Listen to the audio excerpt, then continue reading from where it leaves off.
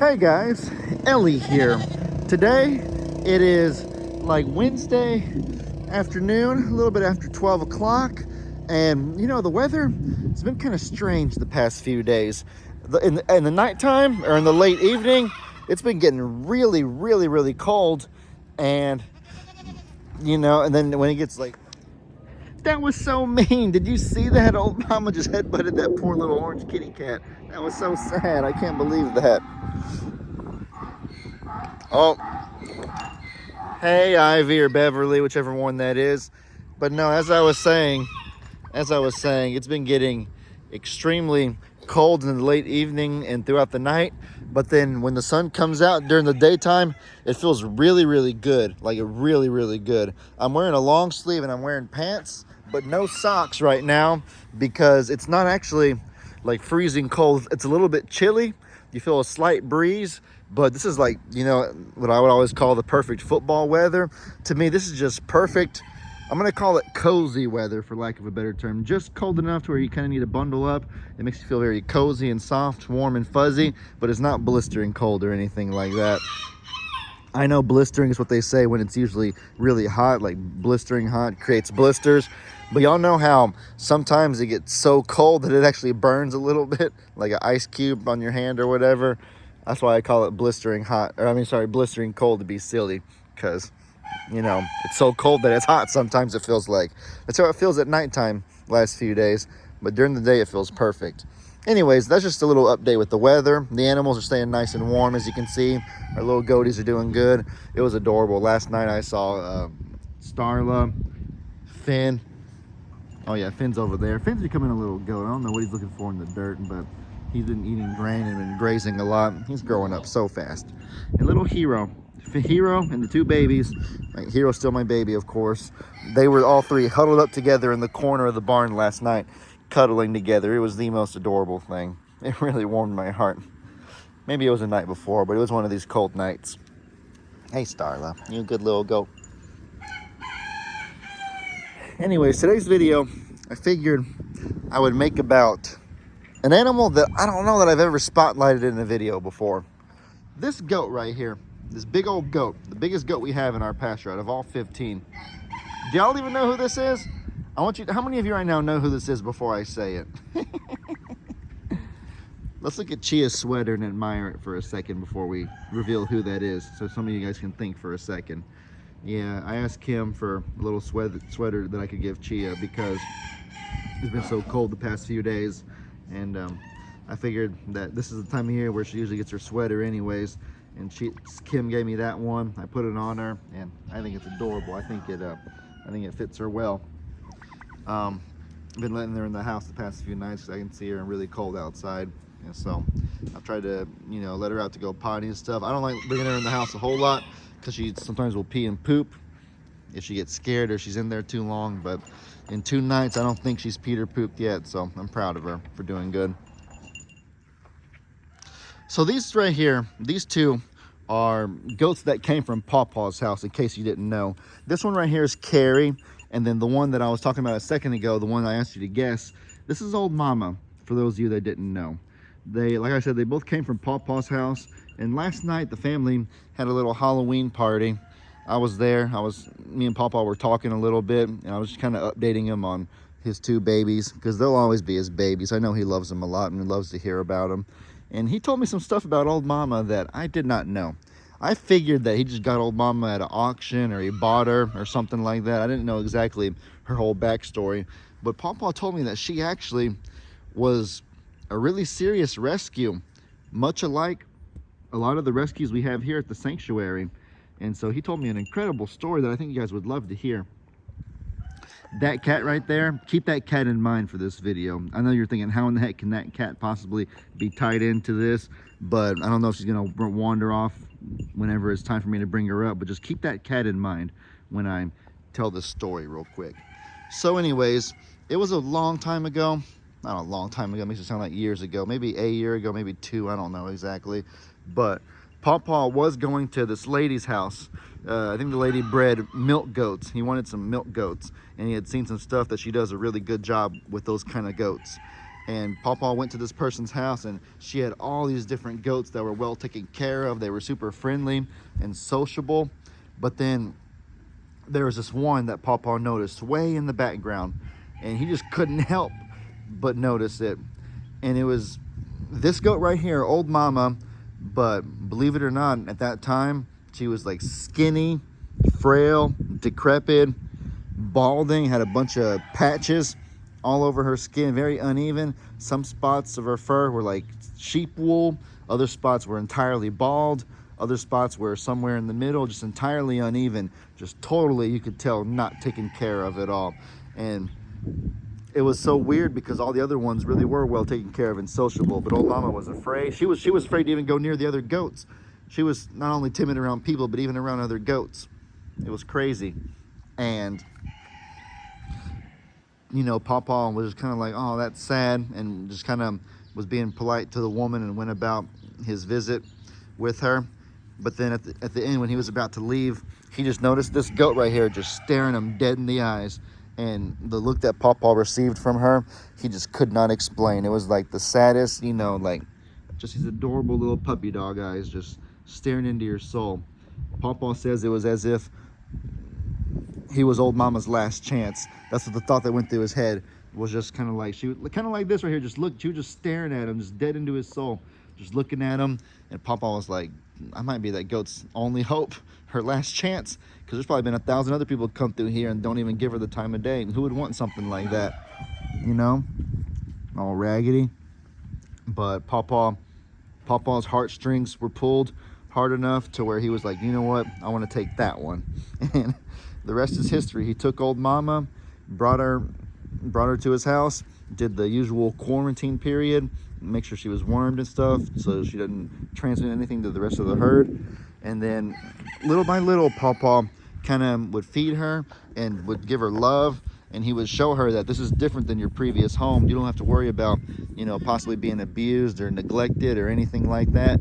And slowly but surely, Old Mama finally became friendly enough to want to intermingle with other goats, and he became a part of Pawpaw's herd.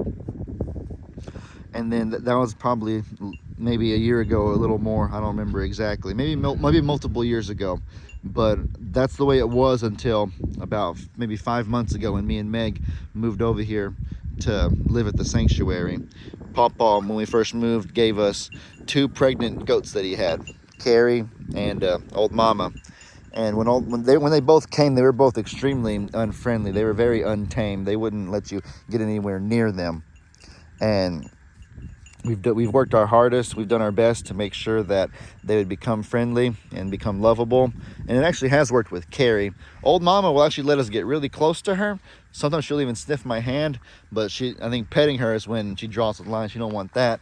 But if you look at Carrie right here, I can just pet Carrie right now and she don't even care. This is tremendous progress from where she was when she first came, for those of you that remember. Let's see how close I can get to Old Mama before she decides enough is enough. So I'm right here, about 3 yards away. This is pretty good. It's a lot better than it was, especially when you hear the backstory, the trauma she had to overcome, her recovery, you know what I mean? But no, that's basically the story of Old Mama. And I told Pawpaw last night that, you know, that's a beautiful story, but Pops, you know also that you're not the only person that's kept an animal or got an animal because of a certain look they give you, a certain little puppy dog eyes look, you know what I mean? He's not the only one that's had that happen. That's where this cat comes in. There she is. There's Little Bit. That right there is Little Bit. Her brother, and their sister, the 3, that's not their sister right there. That's a Hissy Kitty. Their sister, I think, is inside the house right now, actually. But those 3 cats, I've already told this story a few times recently, so I'll just try to basically skim through it. They lived at a family friend's house who lives really close to us, and we kind of took them because they couldn't take care of them anymore. And they were living in the barn dominium for a little bit because this person lives close enough to us where if we just let them be outside from day one, they would have went right back to where they came from. It's really not far from here at all, and their mama cat still lives over there. So I kept those 3 kittens in the barn dominium for a while to kind of get them used to this area, to our house's sights, sounds, and smells and all that. But my dad wanted the barn dominium cleaned, and so he said that we need to figure out something else to do with them, which I totally understand. My dad worked hard. Well, sorry about that, guys. My phone died. Oh, Meg always makes fun of me for how bad I am at charging my phone. It runs out of battery all the time when we're doing stuff. I'm trying to do better about it, but man, I just forget to charge it all the time. And I constantly go through life with my phone at 20%. It's ridiculous. I'm sure some of you are the same way. But it's been a few hours. I went ahead and charged it back up, so we'll be good for a bit. And where was I? Oh, yes. Old mama. See, it's been so long, she's already transitioned from where she was before to all the way on the other side of the property, basically. Yeah, old mama, that look, those little puppy dog eyes she gave to Pawpaw, I told him that he's not the first that I know who got an animal just because of a certain look that, you know, that just pulling your heartstrings so strongly you just could not resist. Oh gosh, Daffodil, run! Look at those geese. Sorry, it's hard to focus with those geese. I'm better wrap it up pretty soon anyways. Last thing I was saying though is that, yeah, with these little kittens that we got from our family friend's house, they weren't working out in the barn dominium. I understand how my dad wanted it clean. They were pooping, making a mess in there. He worked so hard on that place, and it was at a very delicate and vulnerable point in his life. So I definitely wanted to respect his wishes and keep it clean. But, you know, I didn't know what to do with those cats, with those kittens. And so I guess the best plan that we thought of was like, you know what? Let's just go ahead and let's take them to Longhorn Lester's. And, and, you know, that's just where they'll be. And so as I was getting them out of the barn dominium for what I thought was the final time, getting ready to let them get in my dad's car and go to Longhorn Lester's, little bit, that one right there, the one under the trampoline, the one, that's why I said keep her in mind with the story. I picked her up and I held her in my arms and I was gonna, I guess, give her a kiss goodbye. And there's a certain look she gave me.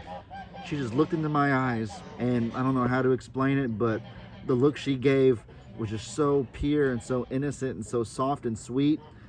I couldn't let her go. I was like, oh my gosh, I dang near cried right there. Maybe not, but I was I was so touched in my heart. And I was like, Dad, I'm not ready to send them off yet. Let me at least try to let them be outside. And if they wander off back where they came from, then maybe we'll, then I can send them to Longhorn Lester's. But I have to at least try to give them a chance to stay.